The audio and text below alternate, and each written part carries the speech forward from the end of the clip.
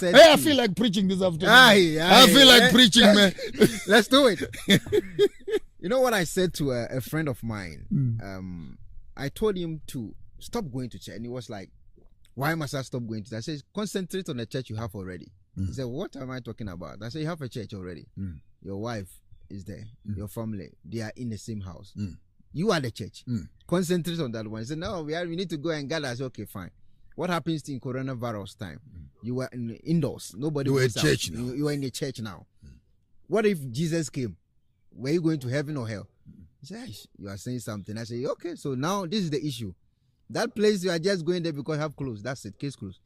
But if you want look at the painful part where these modern churches, husband and wife are going to church and they're not even talking to each other. Yeah, possible.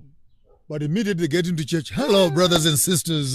Tend to your neighbor and say, I love you.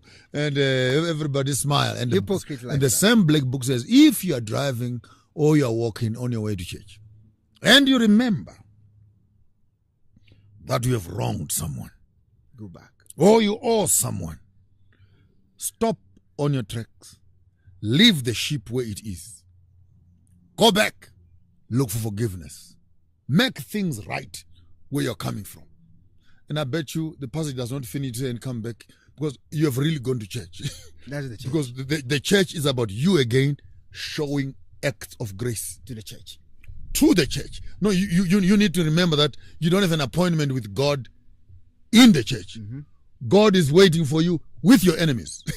God is waiting for you with your debtors. That's the Luke chapter 10, the Good Samaritan story, where the priest gets there and sees a man that is injured. He passes by. And says, no, he didn't pass by.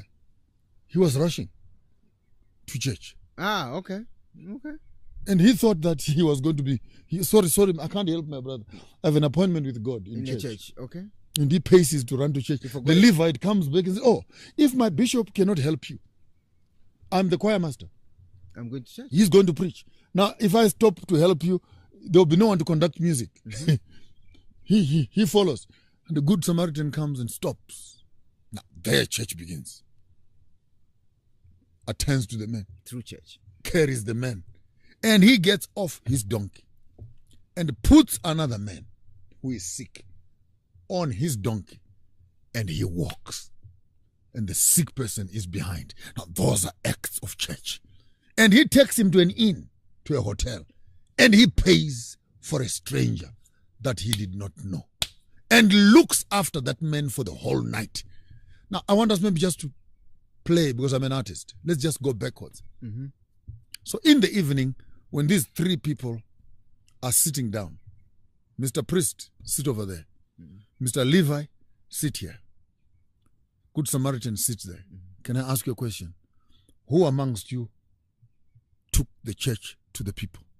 Who went to church? The church is not ready. Let me not waste your time, young man. The church is not ready for the truth of the Bible.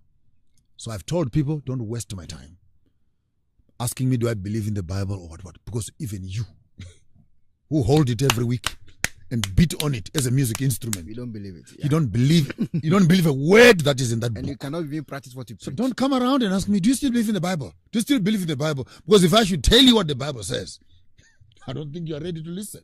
I see this as an insult. You can only talk to a pastor before you can talk to God.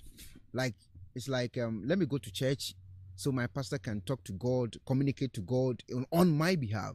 It's like they are becoming like intermediary between you and God. You cannot speak to God direct unless you go to a church to meet a prophet or a pastor before you can talk to God. I see this as an insult to me. I don't know what you can say about this one. It is a cooked theology that is very convenient for the pastors, because then it gives them exclusive rights over you. Yeah.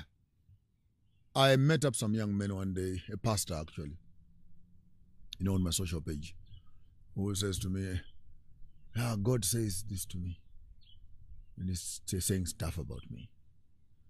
I got so mad, I lost my head, and I said, young man, you go and tell that uncircumcised Gentile you call God.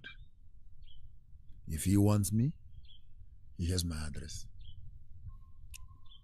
And for all practical purposes, if you and God sit in your private space and you gossip about me,